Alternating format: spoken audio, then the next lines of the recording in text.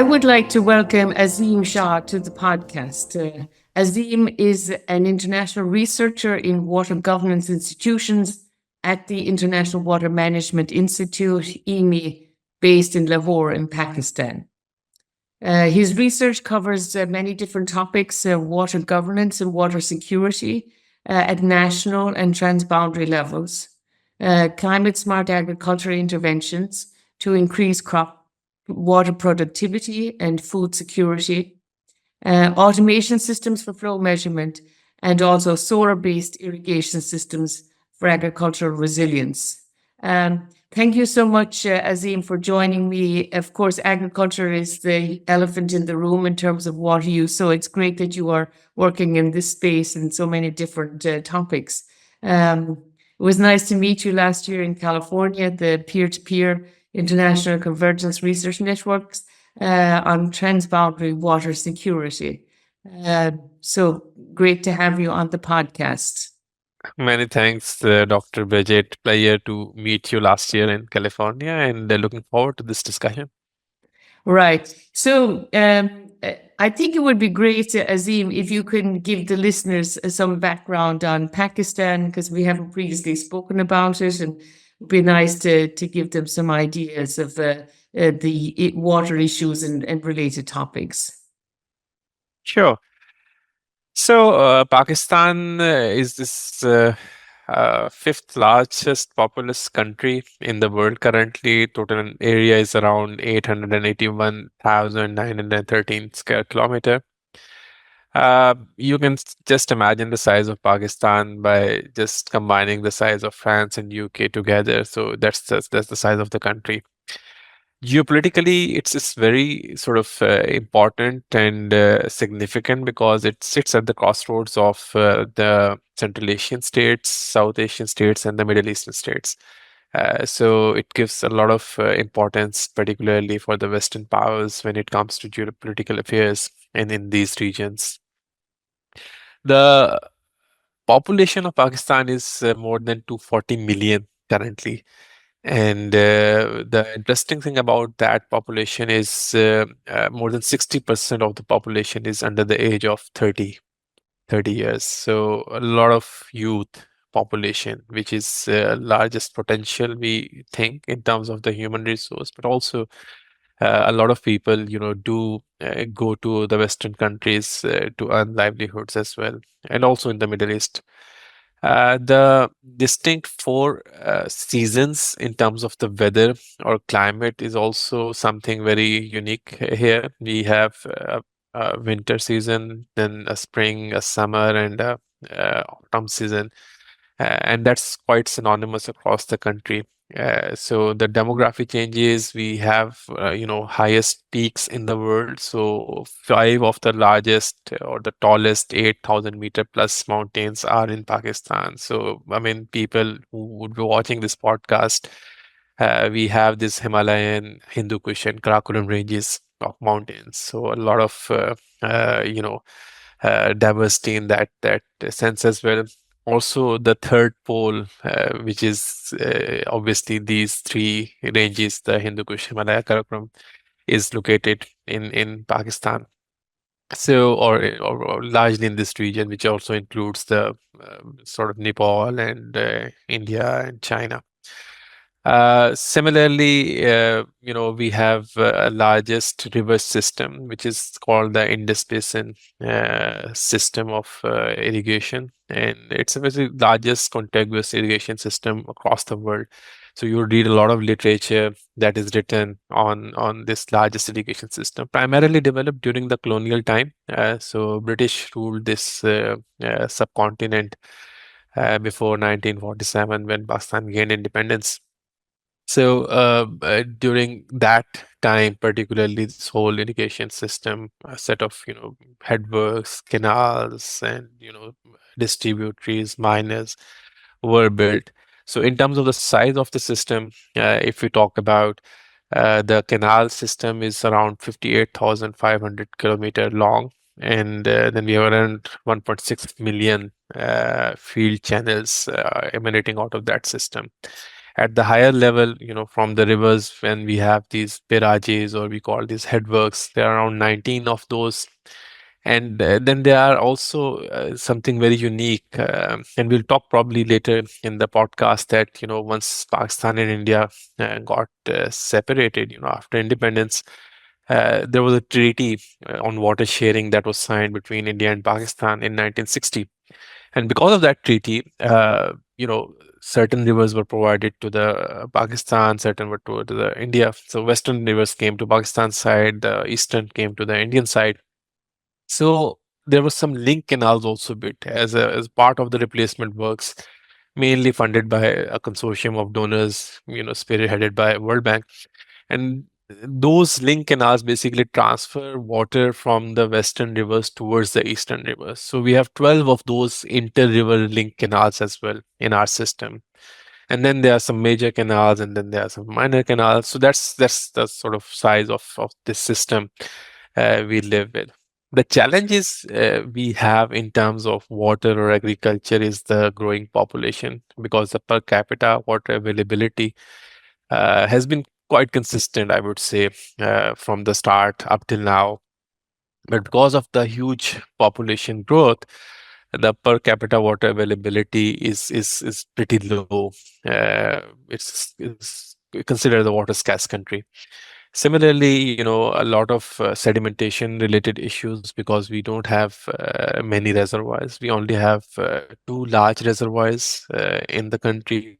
And then, you can imagine how much water these can store. And then obviously the sedimentation is a big challenge. Once these are sedimented, we will have to have some replacement as well.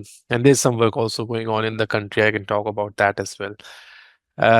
Then, we have some certain sort of settlement or treaty with India, but we do not have any treaty with Afghanistan. And that's also one of the largest neighbors. So we have primarily four neighbors. I forgot to mention that in the intro.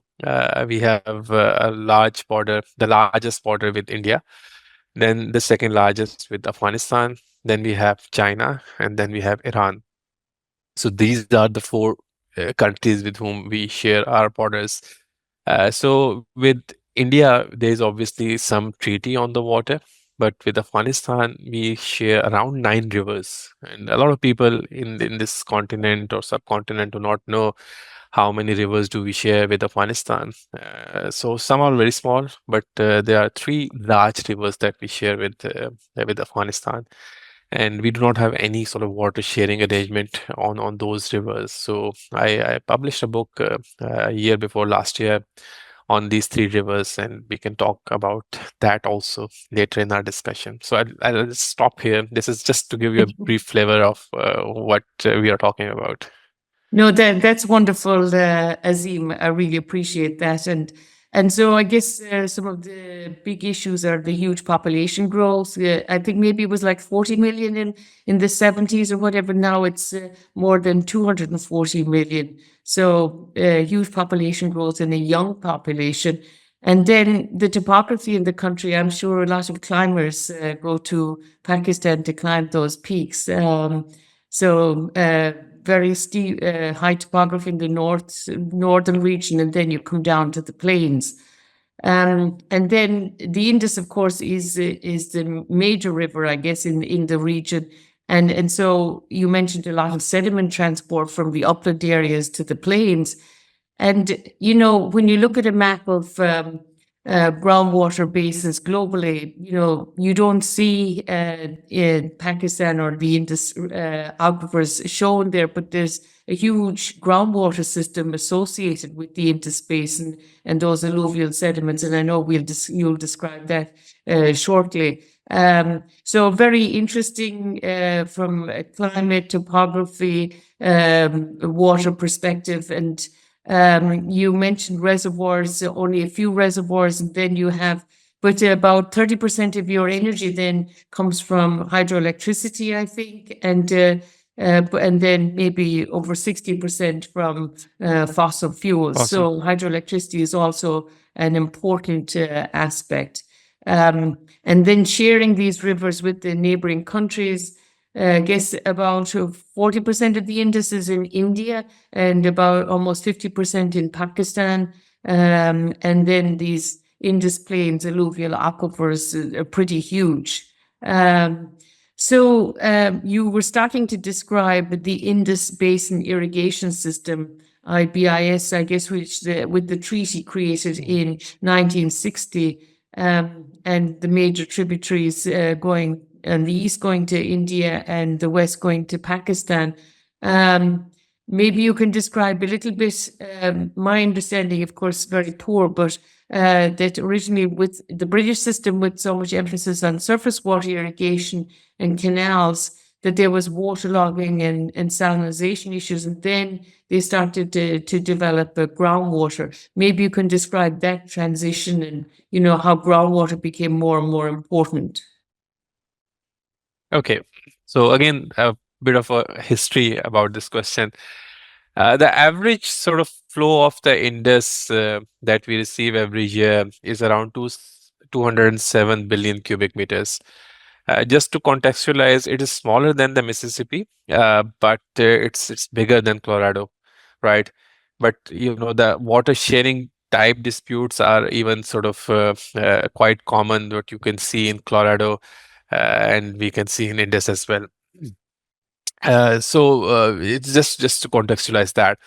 Uh, the treaty that was signed in 1960 with India, and that was brokered by World Bank. And it took a lot of more than a decade or so of discussions between the experts, and it was again to emphasize here, it was a discussion between the technical people. So the technical people were talking on both sides, and they wanted to have some sort of arrangement whereby the rights of the water are secure for both countries. So somehow they arrived on division of the resource formula. And this is something that I've extensively talked about and written about as well. That dividing the resource is an approach which engineers can obviously do well, but for the political scientist, we are more in favor of sharing the benefits, and that's what I've advocated in the book on Afghanistan-Pakistan shared waters, whereby I've endorsed that we have to come up to a solution whereby we share the benefits of the water that we have between the two countries, rather than simply saying X cubics of water you take, X cubics or Y cubics of water I take, which again is again sort of questionable whether that water availability would lost, factoring in the issues of the climate change. So what happened in 1960 was that the eastern rivers, and these include Ravi, Beas, and Satluj. So these are the three rivers that were given to India with all the rights of the waters in those rivers. The western rivers that include Indus, Jhelum, and Chenab, these were given to Pakistan, but India was given rights of constructing run of the river type reservoirs, particularly in the Kashmir part, and also using it for some agriculture purposes. So since then, after this division, as I mentioned in the intro, some replacement works were carried out. So a couple of large dams were built in Pakistan to store water of the western rivers, along with these link canals to divert water from the western rivers towards the eastern rivers, and then the allied sort of infrastructure. Groundwater was totally absent in the discussions at that time. So, because of the construction of these link canals and, dams and the replacement works, there was a issue of waterlogging and also salinity in certain areas. In order to sort of resolve that issue, the government of Pakistan started a large program called SCARP, SCARP, Salinity Control and Reclamation Project, it's basically called. And they installed public tube wells in areas which were waterlogged because of these sort of canal infrastructure and surface water availability and all that sort of stuff. So these were introduced during that time. It is 70s and 80s I'm talking about. So the tube wells were very new in this area at that time. So somehow, this project ran successfully, and these tube wells basically pumped a lot of water out of the aquifers. So they addressed the issue of this water logging as well. But later on, once the irrigated area expanded, so these tube wells, some which were sort of initially installed to address the issue of water logging, were then used for the irrigation purposes. And then people also started adopting these tube wells. It's a cheaper technology, and a lot of influx of these diesel tube wells were coming from China. So in 1980s onwards, it really sort of gained momentum, a lot of momentum. And from then up till now, we have around 1.5 million tube wells across the country, and primarily in Punjab. It is the largest province in terms of the population and the plain area where a lot of agriculture is happening. So this tube well, started with these diesel tube wells. Then the electric tube wells came in, and then now it has been overtaken by the solar tube wells. We don't have the exact count of the solar tube wells up till now. Out of this 1.5 million, I would imagine we are sort of having a very, very sort of exponential increase in the solar tube wells. So sooner I can bet these would replace all the existing diesel or electric tube wells. So this is a kind of trajectory that we have seen in terms of so in terms of the contribution, again, because the canal water availability was not available for all the population. So a lot of people totally depended on the groundwater, and where the canal water was available, the water allowance was set in a manner that was insufficient to grow crops.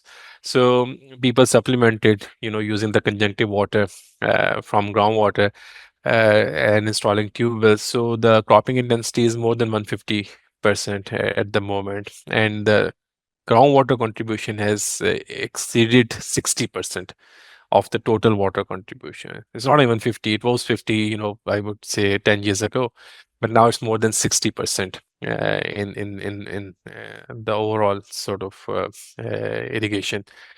So it's a huge, huge water, which poses again significant threats because it is not sustainable. The overall water draft is negative.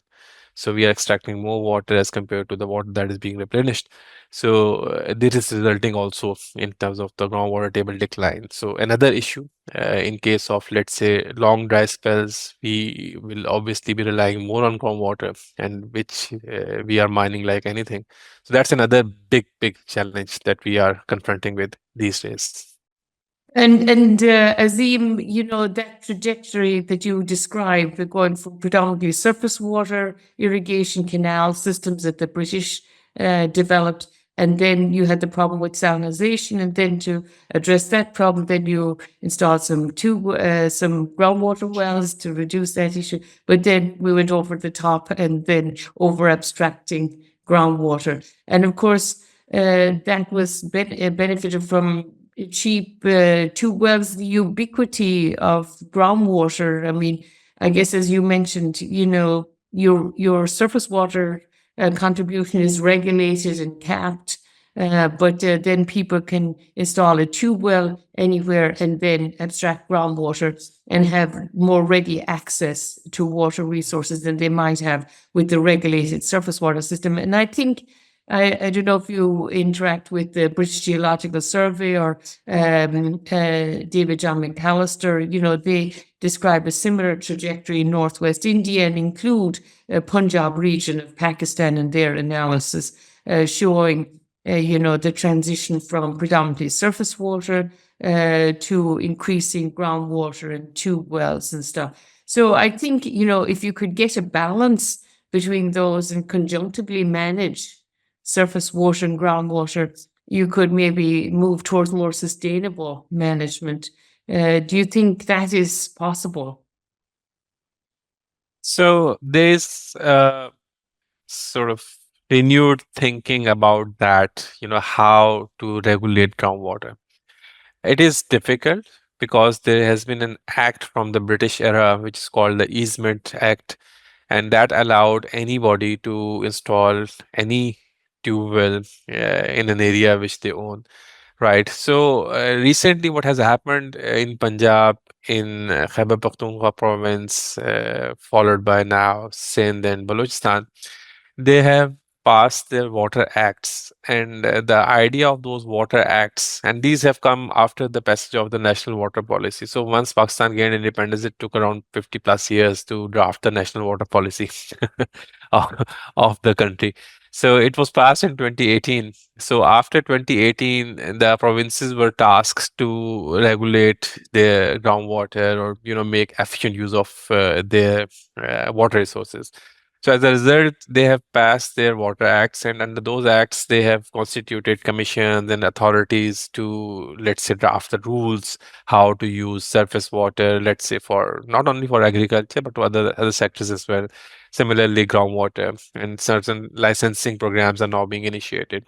So the whole idea is to, let's say, as per the water availability and zoning, where we have critical, let's say, levels, and the water table is declining rapidly, not to allow more tube wells in those areas. So this has already started, and they are trying to make a balance, and try to, let's say, regulate as much as possible the use of groundwater. And same is the thinking for in fact, promoting solar as well, that solar should only be promoted in those zones and areas where we have ample supply of subsurface water, and where there is critical sort of aquifers. We should try not to encourage farmers to install solar. But the thing is that there are certain government programs on the solar, and then there are obviously the private market.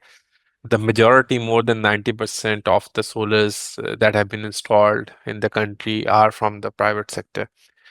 Farmers, from their own pockets or from loans, or getting money from their friends, they have installed the solar panels. They know that it's a one-time investment, but obviously sort of benefits are for the longer period. So that's why they are moving towards that. The other reason that why government schemes have not really kicked off are because they try to sort of introduce the high efficiency irrigation system along with the solar pumps. And that has a contradiction with the cropping pattern we have. The cropping pattern we predominantly have, particularly in Punjab, is rice cotton in the summer season, which is called Kharif, and wheat in the winter season. And along with rice cotton, some of the farmers also opt for sugarcane and maize. So all of these crops, they think, are not suitable to be grown with the drip irrigation system or the sprinkler irrigation system. They are pretty much used to the flood irrigation system, which is what they have been doing for a long time, which is highly inefficient, which has a lot of these seepage losses as well. But that is what they have been sort of doing for centuries, so they do not want to change that. The problem is that once the government is promoting the solar-based systems with the high efficiency irrigation system, they don't feel it appropriate for the cropping pattern that they are having. So that's why these schemes have not been very successful. The pumps that the farmers install from their own pocket, they are not forced to, let's say, install any IV insulation system. So that's where they are installing, left, right, and center. So just to summarize, the thing is that there is work going on in all the four provinces in terms of regulating groundwater, trying to create sort of water resources type departments, or at least divisions. And the prime responsibility is to see how we can efficiently use the surface water along with the groundwater, and also trying to see whether we can use or make beneficial use of the surface water from the other sectors that include industry, recreation, or the potable water supply. Right. So, an interesting issues. So, with the increased groundwater use, I think I have read that groundwater levels have been declining up to a meter a year in some of the major urban areas, and so you're seeing a lot of groundwater decline.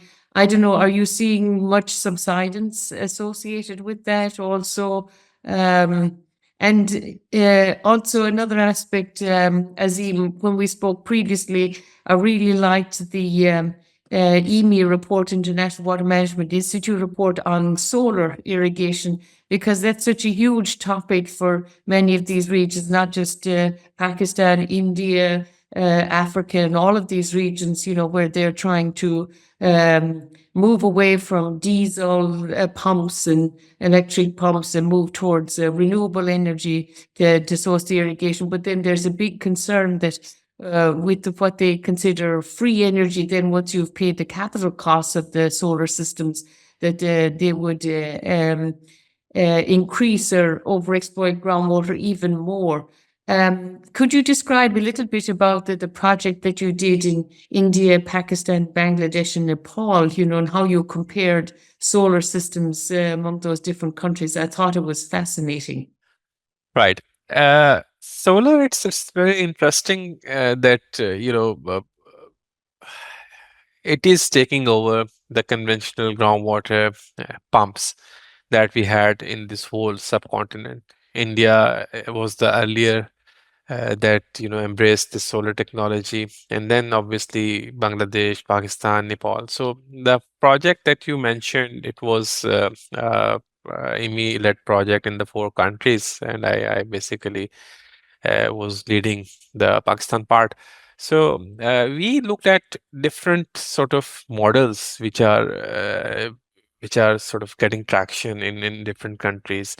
The interesting thing is the grid connected solar is something which has a huge potential in the future, because not only because we have vast land available in case of India and Pakistan, and in areas where there is the quality of groundwater is not very good, and we do not have access to surface water. So this gives another potential sort of alternative source of income, whereby farmers can install solar and they can sell their electricity to the grid. So solar as a remunerative crop, that was something another idea that was coined by my colleagues in India, and that has been sort of experienced and it's been successful also, because in India there are quite a few areas where they have these grid connected solar pumps. Now, grid connected solar pumps have also different models. One is the net metering, that the number of units that you basically consume and the number of units you sell back to the grid. You take a balance. Whether you consume more, you'll have to pay, and if you have exported more, you'll have a credit of those units. That model, as per our research during the project, is something that farmers do not like, and they say that even if they get credit of certain units, what would they do with that credit? Because typically their farms are located, at far away areas, and their houses are even not there close to the farms. So what to do those with the units? Then we discussed in detail with different policymakers, and we said that there should be some feed-in tariff type policy, FIT, and that is that the number of units you accumulate, the electricity sort of buying company that provides you against those units a certain tariff, and that you get in terms of cash, or something that is deposited to your account. So that is where there's a lot of interest from the farmers, that there is a certain threshold level, and then we also determine the threshold level, at which tariff rate it would basically encourage farmers to sell their electricity back to the grid, compared to running their pump and extracting more water. And there's a clear behavioral preference that we saw, that at a higher rate, a certain threshold level, in Pakistan case we determined that around 20 rupees per unit. So once we crossed that rate, the farmers were inclined to even sort of conserve groundwater and sell more electricity, because they thought they would earn more money. So these are again very interesting sort of models, or sort of techniques through which you can regulate groundwater. You provide incentives for the farmers to sell electricity, because eventually a majority of these tube wells are going to be on solar. Similarly, in case of India, we have seen there have been very successful scheme which they call solar cooperatives, whereby individual farmers are not installing tube wells, so they basically join in, let's say, a group of, let's say, 12 to 15 farmers or 20 farmers, and they pool in certain resource, and then the government also provides subsidy. They install a larger tube well, and that is used to irrigate their lands, and then they have certain lease agreement with the government that in terms of the extra units sold back to the grid, they would get certain amount in their pocket. So this is again a very, very sort of interesting model that is going on in India, and quite successful as well.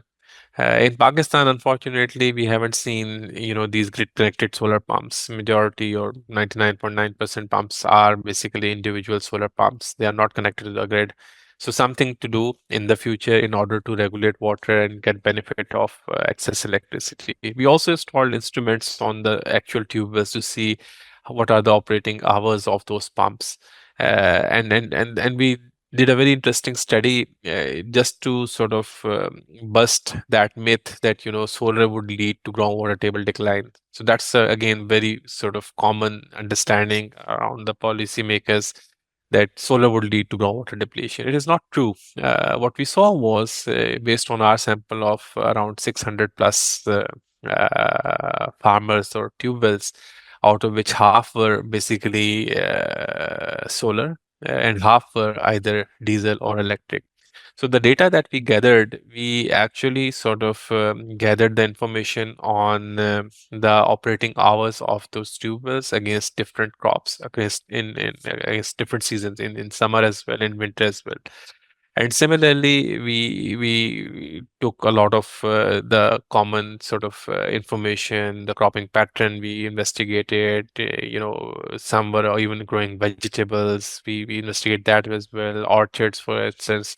So all of that data we gathered, and then we saw, how much water the solar versus the non-solar farmers were withdrawing from that buffer across different seasons.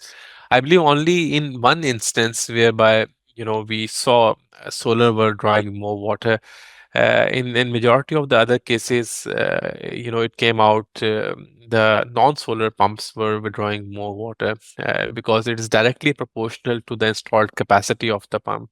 So the installed capacity or the HP of the pumps, which are diesel operated or electric operated, are far more as compared to the solar pumps, because it becomes extremely expensive as you increase the size of the solar pump, and also because you have to then increase the number of the solar panels and the land that they have to sort of forego. It has also a huge cost. So it's not simple that solar would lead to groundwater depletion. It all depends on the number of hours it's being operated and the size of the pump that is installed. But commonly what we have seen in case of Pakistan, in case of Punjab, we haven't seen strong evidence that solar would lead to groundwater depletion. The problem is where there is no mechanism to check the farmers who have converted to a solar. They are also having their sort of backup electric or diesel pumps installed. So if they are running, let's say, electric or diesel pump in the night and solar during the day, obviously they are extracting more water. So there has to be some regulation in terms of not allowing the farmers who take any subsidy from the government to use their previous non-solar pumps. So that is another way of trying to sort of regulate or put a sort of stop to over abstraction of the groundwater. Right. So that's extremely interesting and very insightful and counterintuitive based on our myths about solar increasing groundwater overexploitation. I guess you mentioned to address that issue also. I think the World Bank requires high efficiency irrigation systems to be used with the solar pump. So that's another way to try to reduce the overexploitation. When you describe the irrigation systems and that the crops are more suited to flood or furrow irrigation, like rice and other crops. And now they're not maybe as suited to the high efficiency irrigation, which we maybe more sprinkler drip systems. It just brings to mind to me what we hear about in California, where they are doing a flood managed aquifer recharge or agricultural managed aquifer recharge. So they're flooding the fields during the winter to promote a recharge of the groundwater. So I understand that, the flood systems are not as efficient as sprinkler drip systems, but maybe they would recharge the aquifer and help with that. So maybe some sort of combination there, or are you considering some of that sort of thing? Flood managed aquifer recharge, or considering that the leakage is not a true loss because a lot of it goes into the aquifer. So, what are your thoughts about that, Azeem? Yeah, there's a strong sort of group or sizable engineers who believe that this 40% efficiency often quoted in literature about the Indus Basin irrigation system, that 60% of the water is lost till it reached the farm from the source, from the river or from the barrage, let's say. So this 60% which is considered lost is not lost. Basically, it's something that is useful for our aquifer, for the recharge of the aquifer. And that is true. That's why, there have been sort of programs on the lining of the canals, and sometimes, they have been welcomed, sometimes they have been opposed. The opposition was primarily that, if you line the canals, the recharge would decrease, and obviously that would result into groundwater table decline. So that is already happening. The problem we have is, in the winter, as you mentioned, case of California, that is something that they do. They pond the fields with water and let it replenish and then use it later in terms. Here also, in the areas where we don't have the canal irrigated infrastructure available, this is what we call spate irrigation. This is the technique which is used, that they receive water from the hill torrents or these flash floods, and they basically disperse that onto the fields, let it seep down, and then they use it to generate one crop a year from those fields. But wherever we have this irrigated infrastructure available, there already this replenishment of the groundwater going on through seepages from the canals. But the problem is, the cultivated area, people are trying not to leave any land fallow, and they are trying to get, let's say, around 3 crops a year. So that pressure is basically, resulting in more use of whatever surface water is available and whatever groundwater is available. So this is something, again, not sustainable, and there's no sort of as such regulatory body or sort of policy in order to, let's say, ask farmers not to grow these crops in particular area, or not to, let's say, get more than 2 crops per year. So that obviously has to be from the top, or from the government, to make sure that we have to make efficient use of our surface and groundwater. What you mentioned in terms of the World Bank sort of funded project for the agriculture in Pakistan, I think it is not something that World Bank imposed, that you have to have this high efficiency irrigation system. I mean, they did certain evaluations, and we were also involved in one of those evaluations. There was more coming from the government of the Punjab agriculture department. They wanted to have this high efficiency irrigation system coupled, because they said that this is the only way we can make efficient use of groundwater. But the success of that system, what at least I have seen in the areas that I have worked, is only with high value crops or orchards. These are the sort of two main successful interventions that farmers have done with those high efficiency irrigation systems.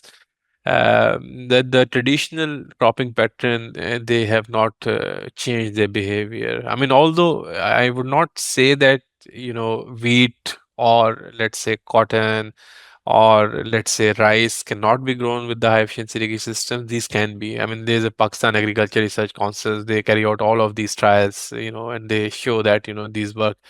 But it's a behavioral change. It's a societal sort of change that we have to bring in, that, less water can also generate decent crops. But that mentality, it will take some time. And till that time, we obviously have to, let's say, put a lot of effort in terms of convincing the farmers. And then I think a bit of role is from the declining groundwater table. So I mentioned in the early that the groundwater table is declining, and when farmers see or experience it from their own eyes, that we used to have, let's say, groundwater at 30 feet depth or 40 feet depth. Now, at the same place we have water at the 80 feet depth. So this is really sort of triggering to think about what is going to happen, let's say, in the next 5 years or next 10 years. So that is something, now being a realization in many quarters. And that is the reason that they are trying to conserve water or make efficient use of water as far as possible. One final point I want to add here is the total use of the surface water available in the country towards agriculture. It's more than 90%. Some say more than 95%, but it's between 90 to 95%. The issue is that, this is not again sustainable. The contribution from the agriculture towards our GDP used to be more than 25% a few years ago. Now it is around 18% towards agriculture to the GDP, and it is further declining. A lot of it is to do with urbanization. A lot of farmers have sold their properties, they moved towards the urban areas for the better livelihood opportunities. Uh, but this allocation of water towards agriculture, nobody has really thought about it, that this is not sustainable. We have to move water out of the agriculture, let's say, towards the industry, towards the potable water supply to the cities and other purposes as well. And that is a serious debate that has to happen within the country in order to make more meaningful use of the surface water supplies. The groundwater is something, the complete source of potable water provision in all our metropolitan cities. 100% water is pumped and supplied towards the households, which is again not sustainable. I mean, I remember when I started working at EME, at our office, we digged a observation well, and the water at that time was available at 60 to 70 feet. I remember there was a recharge well that we constructed last year, and at the same place, and the water table is now around 90 to 100 feet. So in the span of, let's say, 10 years or so, 30 feet decline is a very high decline. Right, right.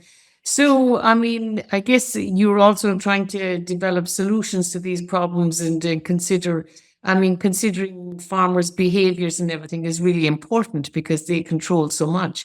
If they could sell their solar energy to the grid, that would be another source of revenue, as you described, and that might help them reduce water use and irrigation and crop production. You mentioned 3 crops a year. Maybe they could go down to 2 if they had another revenue source from selling their solar energy. So that would be a good thing. And, with solar pumps then and the groundwater levels declining, I guess it gets more difficult then to use solar energy when you have deeper water tables, when you're trying to pump from deeper systems. So that's another aspect. Some of these things may be sort of self-regulating. I mean, if the farmers are seeing the declining groundwater levels, and then that feeds back to increase energy costs to pump and stuff. So maybe that might help them come up with more efficient systems, or conserve more. So you also involved a lot, Azeem, with automated flow measurements and stuff. I've read some of your papers on that aspect. And do you think, if people were more aware of the quantities of water that they're diverting? You mentioned 90 to 95% of surface water diverted for irrigation, and that's, of course, not sustainable. And then so much groundwater being used, even though they estimate, I think, about 500 cubic kilometers of groundwater available in the Indus, the aquifers linked to the Indus River.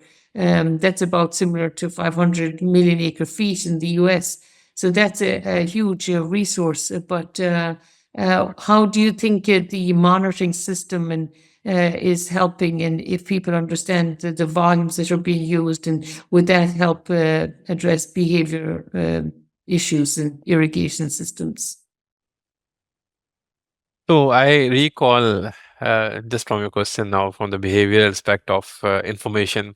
So I published a paper on this, and that was the very first large project whereby we installed telemetry system at the each and outlet at the outlet level as well. So we started with installing this telemetry system, or sensors at the canal head level to see how much water is coming into the canal.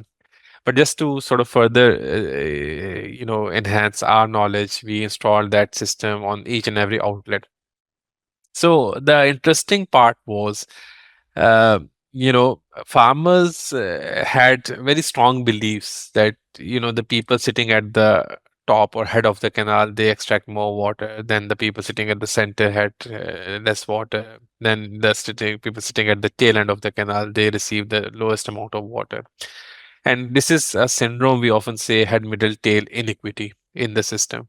And there's a lot of literature also, if you would read, particularly from the subcontinent, so you would see this term head, middle, tail inequity. So we basically busted this term again through our instrumentation that, this head, middle, tail inequity is something not true. There were farmers, we actually measured their discharges across a couple of seasons, sitting at the tail, drawing more water. It is all to do with, the size of the outlet, right? And if they are able to manipulate the size of the outlet, again, there are so many things that go on into the field. They give extra money to the sort of watchmen, and they help them sort of manipulate with the size of the outlets.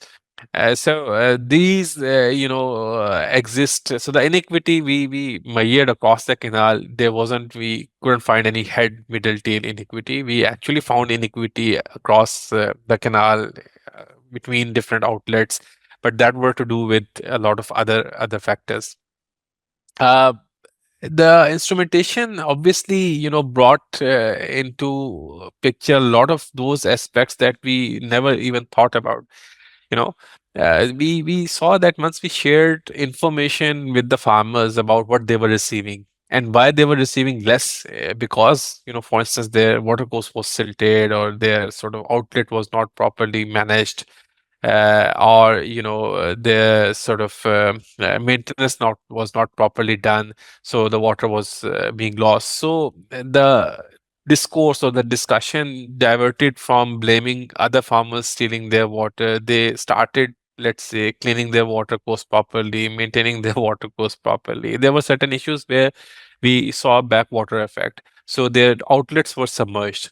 So in the submerged outlets, obviously the discharge that you expect, you are not receiving that because your outlet is submerged. So we identified those issues as well and told them that, it's not because that, the water is not available. It is because your outlet is not properly sort of situated. So you have to correct that. It shouldn't be submerged. So that was only one canal where we had around 26 outlets, and we installed those instruments on around all those outlets, and we found these issues which were never ever even thought about. So that changed the whole discourse of the discussions. And interestingly, over the whole 2, 3, 4 seasons which we monitored, we saw the canal on average was receiving more water as compared to its allowance. So that was again a big sort of news or revelation for us that, even if you are receiving more water from your canal, still you are questioning the amount of water that you are receiving in your farm or at your water course, just because of the other factors which you were not aware, and that's because of the instrumentation that we have brought has made your lives easier. So a lot of instrumentation of this thing, at the outlet level, at the canal level, we expanded in our later work. Most recently, there was a USAID project under which we instrumented the complete canal infrastructure in the northern province of the Khyber Pakhtunkhwa in Pakistan.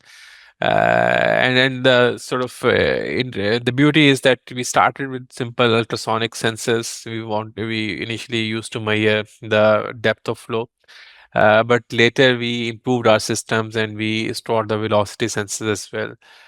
So we have the velocity sensors along with the ultrasonic sensors to make sure that as accurate as possible we can measure the discharge.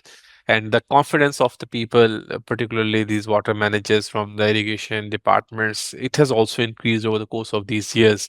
It's not only that, international organizations like EME, we have installed the instruments, but the government or these irrigation departments, from the funding from, let's say, different banks, World Bank, ADB, they have also installed similar telemetry systems. And there's currently also a big tender going on whereby they are sort of equipping around, I guess, 20 something locations, the key locations in the Indus Basin Irrigation System, with all the telemetry system. These include the barrages as well, some of the barrages. So a lot of this work triggered into follow-up investments, which I believe is a big success. So, Azim, it seemed like you were into busting myths a lot, and it's really nice to see.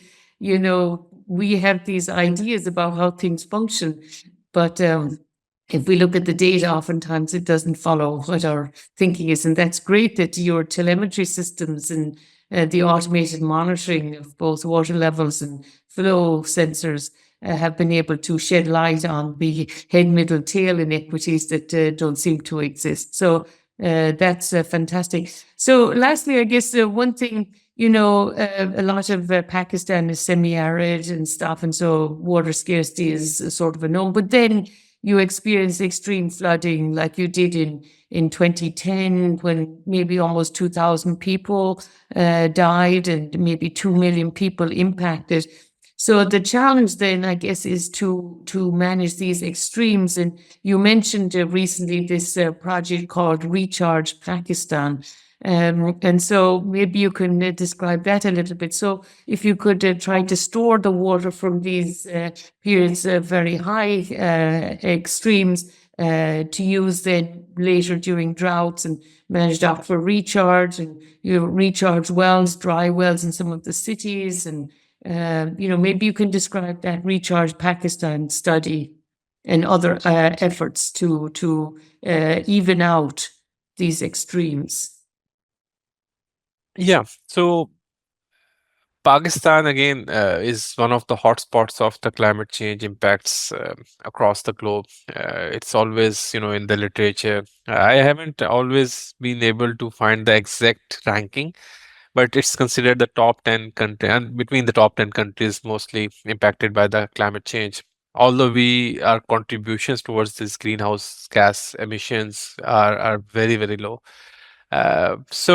Considering that, we have seen this erratic sort of patterns of rainfall in the past so many years. So, in my at least lifetime, the first biggest flood that I saw from my own eyes was 2010. And then in 2022 was again even a bigger flood.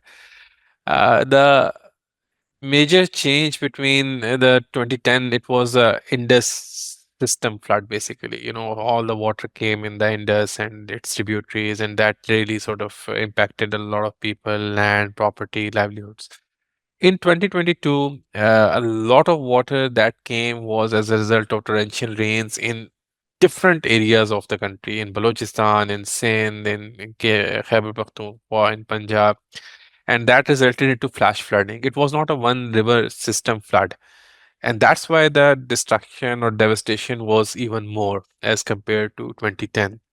So this is again a change in the climatic pattern. So coming back to your sort of question and your comments about to manage aquifer recharge or these nature-based solutions or rainwater harvesting, I'm very glad that there's a lot of discussion or discourse around that currently. This Recharge Pakistan project, it's a GCF funded project, I guess, and World Wide Fund for Nature (WWF) is the implementing partner. So their whole idea is to, let's say, use the power of these nature-based solutions to let the rivers flow, for instance, and to let the water uh, percolate down in the aquifer and use that to carry out your sort of agriculture or whatever productive use that you're making use of the water for. So this is resulting into multiple type of investments in the country. I've seen a lot of investments on the recharge wells, groundwater recharge wells, and these are mainly to harvest the rainwater at the household level, at the sort of public parks level. In Islamabad, for instance, I mentioned the other day, the Capital Development Authority has installed more than 100 recharge wells at different locations, and Islamabad, on an average, gets around 1,000 millimeter rain per year. So this is to harness that potential, and similarly in recharge Pakistan type projects, they are using these nature-based solutions or wetland restoration, for instance. That's another area they are trying to sort of propagate. So this emphasis is going on. We, for instance, the facility I'm sitting in, we are trying to almost 100% harness our rainwater through the recharge well. So we have a indigenous sort of well installed here at our premises. The government has also sort of forbidden now in many areas in the country to wash, let's say, their vehicles within their homes just to conserve the water supply that is coming. So some of these mayas are being taken because there is sort of sensitivity around the fact that we have limited resource available and we have to conserve that. But still, harnessing the potential from these flash floods or hill torrents, this is an area where a lot of work still needs to be done because a lot of this water is wasted, and then primarily because we do not have proper diversion structures or storages sort of downstream whereby we can store that water. There are some systems where they use it for agriculture purposes, but these are very limited. Majority of this water goes down the drain, and that's a big issue that we are still confronting for a long time. That the whole water, which 207 BCM, I quoted that figure, around 80-90% of that water is available in 3 to 4 months. So how to make sure that this 30 to sort of sorry this quantum of water that we have available for those 3 to 4 months is available across the year. So there we have to have the role of these recharge practices, manage aquifer recharge, or nature-based solutions, or water conservation, or the storages. And then we are lacking on that front where a lot of work still needs to be done. Right, right.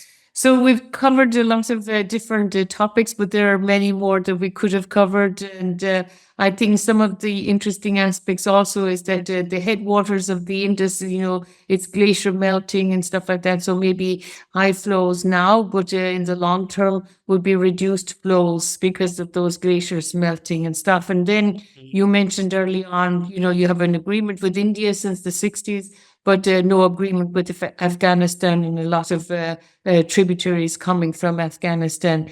So it sounds like that's a job security for you, Azeem, and you have lots of different things to do in the future. So what do you think? I mean, it seems to me the big picture is that agriculture is using too much water considering the GDP contribution, and maybe in the past, maybe more people were living in rural areas, but now they're moving to urban settings. So maybe that's helping. So with that huge amount of water that's used for agriculture, that provides a buffer. But so if you could move that into more wash sector, water, sanitation and hygiene and industry and stuff. And so increasing recognition of the needs for water, these other sectors to improve the economy and to reduce the overexploitation. It seemed like that would be sort of a long-term goal. It is, and we as an organization, we strongly believe that this is the future we have to take, and there is obviously thinking at the government level as well now that this is the course that we have to really take, and what I see positive signs are there are now discussions going on, let's say, to supply Lahore with some surface water, supply Islamabad with some surface water supply diverted. Similarly, Karachi. So these are the bigger cities in Pakistan. So Karachi also with some surface water supplies. So that means that there is now a realization that the surface water supplies are not only meant for agriculture but for the other sectors as well. Right, right. So thank you so much, Azeem. I would like to recommend to the readers to look at your book called Shared Waters, State of the Basins. And I will include a link to that on the website when we publicize this podcast. Our guest today is Azeem Shah. He is an international researcher in water governance institutions at the International Water Management Institute based in Lahore, Pakistan. Thank you so much for a wonderful discussion. My pleasure. I enjoyed the discussion. Thank you very much.